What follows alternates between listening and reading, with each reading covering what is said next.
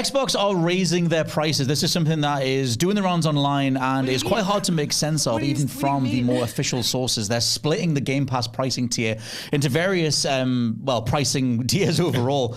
Josh, you're way better with this. I do have some notes with this stuff. I'm just going to play old man wondering what's going on for a second, which I think will be quite a lot of the audience as well.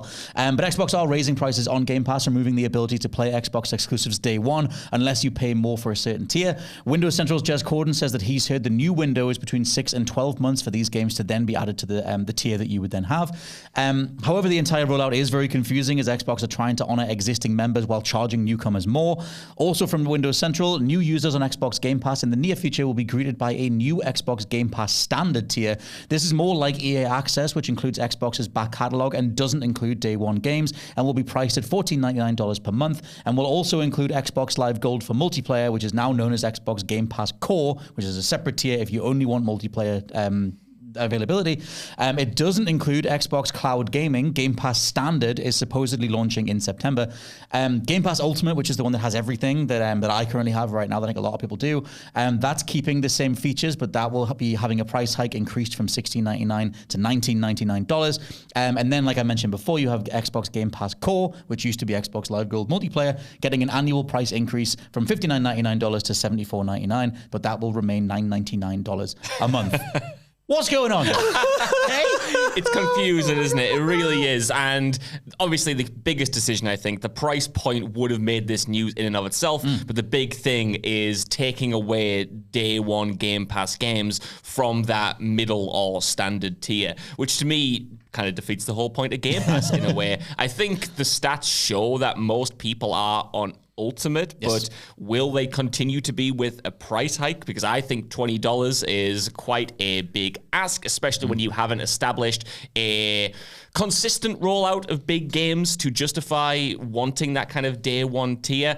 It's a completely different Game Pass that we're looking forward to going forward, I think, and it's just confusing. Like you said, that was the discourse that I was seeing online after Jez Corden's Windows Central report came out. Everyone was like, I struggle to wrap my head around this because the price increases, they're all happening in September, and any new subs after that will be faced with the tiers that you just mentioned. But existing customers are kind of like, well, we've bought into this on this assumption, and yeah, you're going to honor our subscriptions for maybe a year if we stack them afterwards, but you're kind of pulling the rug out from under us in terms of what we assumed Game Pass was going to be. And I also think it's hilarious, just as one more thing, this is coming at a play in September, which is, very conveniently a month before we get the first ever Call of Duty title dropping on Game Pass day one, and all of these tiers are shifting accordingly. It just continues to feel like Microsoft is just trying to make up that money that they spent on Activision Blizzard. Well, they have to, right? Yeah. I mean, it's interesting with this because there's a lot of back and forward happening, or at least on Twitter/X, between notable insider, reputable insider Jeff Grubb and Jez Corden back and forward from Grubb's side, saying that this kind of proves Xbox aren't bothered about making Game Pass a meaningful part of their model going forward. It's more about squeezing the existing members, and increasing the price hikes in that regard. I do think it's interesting in terms of a wider model of streaming. We're seeing so many streaming services put their prices up. Disney Plus have done it like 2 or 3 times in the last couple of years. And maybe at some point it was just inevitable that this was going to happen. There is a quote doing the rounds, or there is an article doing the rounds from when the acquisition was happening, when they were buying Activision Blizzard, from Phil Spencer, saying the prices wouldn't go up due to the acquisition. But now obviously they're going up anyway. They can argue we're just doing that anyway, but still. When you're at the auction house and they have that guy going, 55 for Barbie, this is what all of this sounds like to me. And I understand that I'm coming at this from the perspective of someone who does not have an Xbox and is not daft about, cloud streaming, gaming, subscription stuff. I don't care. It's so impenetrably confusing for me. Yeah. The amount of different tiers that you have. Like, just how is it so, like, the changing names, there's the different subscription models, the fact that some people are being kept on the old thing and then those things will disappear eventually. It should not be this complicated to just streamline and just clarify what the hell is going on? Yeah, and I think that goes back to what Scott was talking about, like the discourse that's happening around this seems like it's squeezing the existing customers rather than being presented to get in new ones. Because like you said, Ewan, as an outsider, you look at it and you're like, what am I getting though? What's happening? What subscription can I be on? what's the messaging? Because they've kind of just dropped this as a blog post now. I think they have confirmed it on the Xbox thing. But like, we've had years and years of being in the video game space and watching Xbox announcements. They just had one last month where they're talking about all these games coming day one. That's been the selling point. Game Pass gets you day one. And they've just gotten further and further away from that to the point where, yes, you can get day one games, but only on one tier of a 3-tier system. And that's only including the consoles. That's not even including PC Game Pass on top of that. No, the thing is as well, because like I said, there's a whole conversation going on right now in terms of what it feels like to be a long-term Game Pass subscriber, what it feels like coming into the system or whatever. One thing that seems to be changing as well is your ability to stack codes to get you Game Pass months. Like obviously Game Pass, as a general offer of something, has been attached to various things, from phone deals to whatever. Like you can get a month of Game Pass, 3 months from Game Pass, and that used to stack. Apparently the new maximum window for that is 13 months, which is still a long time to stack a bunch of codes on top of each other to try and get a few more months of game time. But it's something else that's changing that you can argue is a bit more anti-consumer compared to where they were before.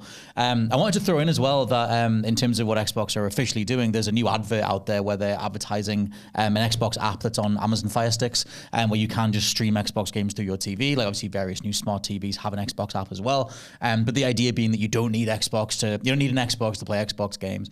And just how that's going to land. Like I think it's really interesting that they didn't just change the name. Like there's that weird thing they keep flirting with about Microsoft Gaming and Xbox being over and whatever. Phil Spencer's name change in terms of his title. But it goes alongside that idea that Game Pass is the thing, and it needs to be palatable, and it needs to work day one, and everything else. And it's just they have a few little conflicting issues here where it's like, why not wait until you have Indiana Jones and more games and then raise the price and show that it's worth it? Or in this case, price hike early and then hope people still show up for the games later. I know that the point, I guess, overall is to have multiple tiers and have one in the middle so it makes the most expensive one look like a better deal, like right? the extra meat patty on your burger. You can get the single cheeseburger, but it's only $2.50 more to get the double patty. And I'll take a double patty. Exactly right. I think that's the only reason this middle tier exists, because I don't know why they haven't just got rid of it entirely and just had Xbox Game Pass be Xbox Ultimate, and that's everything all in it, and then the other tier is just online gaming. This sort of new middle tier where, like the Windows Central report described, it's more of an EA Access thing where you get like a back catalog but none of the new stuff. Like that costing as much as it does, that's going up to like that's $15.99, right? To me, which one? Oh yes, $14.99 standard. Yeah. That's to me a lot of money for what that service offers. As far as I'm aware, that's more than a service like EA Access or the Ubisoft Plus one. And when you have that, jump from 15 to 19, I don't see how that's an appealing middle ground at all. Not for that price point anyway. I just think they're literally doing it in reverse order, where they, in theory now, so many years into the generation, so many years since something like the failure of the Xbox One or whatever, they finally have enough games lined up. Like they had one of the best showing of the summer, one of the best showings of the summer, and they know that there's more conversation around those games than there has been before. So why not split your tiers? At least get people in on the standard tier, and then when they look at the games that everyone else is playing day one, they'll have to cough up the money and go up a tier. It's the reverse method that everyone else has done so far, where usually you would have the content up front that you're asking the price for. But I think they're attempting to sort of weaponize FOMO in a way. I also think it's interesting because you look at something like The First Descendant, which we did a video on the state of that game, the monetization, how predatory it is, etc. There's something in a lot of business models which is just confuse the consumer, throw so many pricing tiers at them, in that game's case, various premium currencies, etc., where a lot of people just want to pay to make the problem go away, which I did that with Tekken 8. I was like, I just want to just give me the battle pass thing, and then you have the characters, whatever. And I just wonder how much that's becoming adopted across the board. It's really interesting. Like, it's like here, the top tier thing makes this all go away. What number am I doing? Oh, can I afford that? Right, I'm doing that. And don't even worry about it. And I just feel like you see that across the board, especially with subscription tier stuff. Yeah, no, that psychological impact. We should get some more psychological studies on this nature, that strategization, because I have found it that in terms of like looking at engaging with live service games in particular, I look at Call of Duty now and I get bombarded with all these things. Even like if I want to have a casual game of FC24, the first thing it's hitting you with is like obviously the promotional ads and stuff, which is probably more navigable if you're a kid who's grown up with these systems in place and you know who to go to get the money. For me, it's a case of like I get so overwhelmed by all the stimuli going on that I don't even want to bother with it. And I think for me, from the Game Pass point of view, even though it's pitched as like being this really simple case, you pay a subscription fee, you get this access to how many games or whatever, the different tiered approach has always kind of put me off. I'm like, oh, I need to get this to do this, and then I need to get... It's the exact same thing with like movie and film streaming, isn't it? It's like you need to have X amount of different streamers to be able to watch things that are like fragmented across just different areas. So yeah, no, for me, I think for me, it puts me off, but I could totally see how it would basically overwhelm someone into submission to then part ways with the most expensive thing. Especially when you only have their day one releases now on Ultimate. I think anyone on the standard pass, if they're a Call of Duty fan and are on Xbox, will get to October and look at the options of, well, I'm on this current tier and I can either pay $70 for the game itself on top, or I can just upgrade for this 1 month an extra $5, and then I'll get Call of Duty, and then maybe I'll roll it on to continue playing it. And I think that's certainly what they're banking on, to people make that value proposition of 70 versus 5 if they're on that tier, and just go, like you said, I'll just make this problem go away. And but it's not even making the problem go away, it's the perception of a deal. And I still think Game Pass is a good deal overall, but you're starting to see it get, like, in my opinion, a little bit more insidious with its price point and try to... we used to always call it the best deal in gaming, didn't we? Still is. And it still is, but it's getting further away from that. You know what I mean? It doesn't seem like it's ever going to start. It's only going to get further away, is what I'm trying to say. The best deal thing is still, at least for me, hinged on the fact you are getting EA access as part of it, and it is those catalogs of titles and various generations all in one monthly fee, which is still the promise of Game Pass, the dream of Game Pass, this big archival quality to it alongside the new stuff. But I do think it's fascinating, having watched it roll out across the last half decade or so, and the different ways they've tried to plan out what they're going to do. Initially, there was a whole thing, I forget the name of the guy inside Xbox who said it might have been Aaron Greenberg, saying that they were going to have 2 or 3 exclusives every year, and obviously they missed that by a sizable margin. And then when Starfield came out, it was like, this is the starting pistol of what we're really going to do with Game Pass. And then they all got lost in the weeds of, they were still in the middle of all the weeds of the Call of Duty acquisition and everything with that. And now it's kind of like a Call of Duty pass, where it's like, okay, you can save £70 a month, $70, whatever, with this monthly fee. And that's another way around it. And it's like, okay, these value propositions kind of stack, but it's not that clear. And maybe a lot of people do just go, look, I'll just pay the money and I'm fine, because I love the archival quality. I love what's already there. And I never got it for the day one stuff, because there's hardly any day one stuff anyway. And maybe that's fine. I pay my way through this too. Like I'm on the top tier one. I'm on the ultimate thing. And for now, with them increasing it, because I do want multiplayer and the day one stuff and the archive stuff, I'm just going to keep going. But to a degree, I'm part of the problem.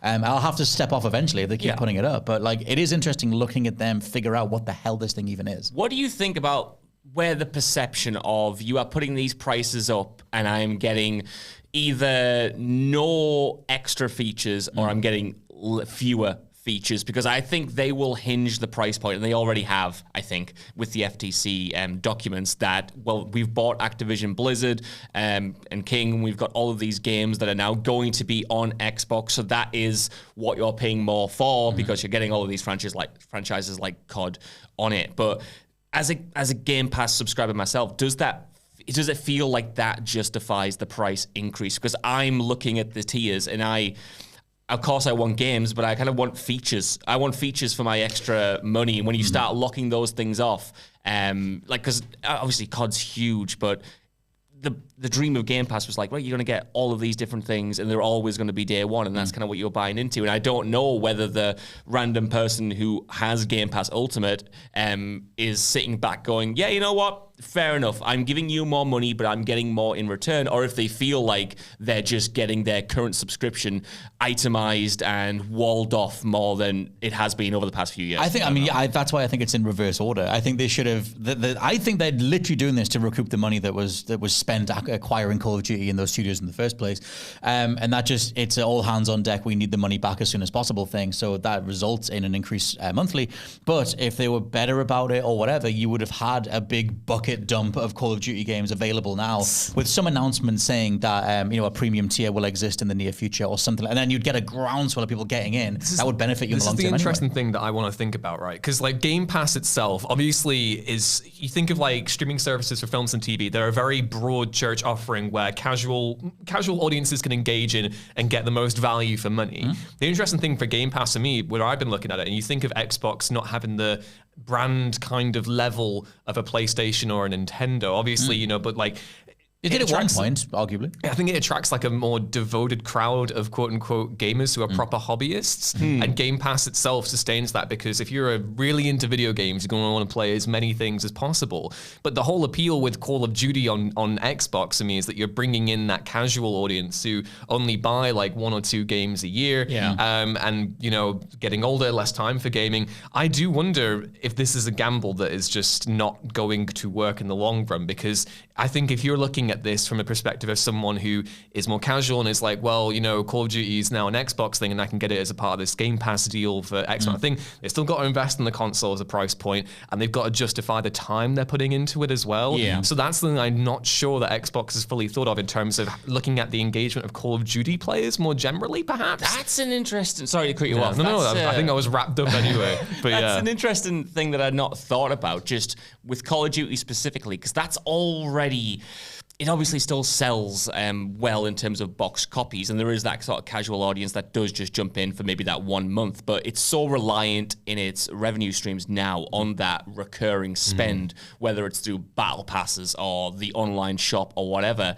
So I wonder if the plan is to just kind of incorporate the actual game itself into another recurring subscription where you pay £20 a month to continue to access the game, and then you pay another £16 every 3 months to get the battle pass, and then in between all of that, you're buying Nicki Minaj skins and the bloody Deadpool and Wolverine skins, and it's just more of a... Instead of a game, it is a service, and they're kind of pushing it more into that direction, because it already feels to me like they're doing that anyway with the popularity of Warzone, but more importantly, like the Call of Duty HQ and centralizing all of that stuff. I wonder if this is just kind of thinking about that, like you said, Ewan, the casuals, yes, but more so those hardcore players who do return every season and do buy the battle passes, because that is because the player base is mostly on PlayStation, right? Yeah, heavily. So for me, it's a case of, well, Call of Duty is still going to be on PlayStation at launch for the next however many years. So those players are already plugged in there and are happy to part ways with £70 of their money or $80 or whatever to get the new Call of Duty each year. There's no incentive for them to move across to Xbox anytime in the future, right? So they'll still be plugging into the live service anyway. I don't know. It just feels like a really like they're banking a lot of interest on this, but I'm not sure how appealing the idea of streaming, like having that Game Pass palette option for people who are so concerned with how valuable their time is and don't have that much time or whatever. And obviously, people who play Call of Duty consistently will be investing a lot of time into that. But if you are just doing it for one game and you're not caring so much about the wide palette on offer, at what point does the streaming, the subscription model, I should say, what point does that become untenable for these guys?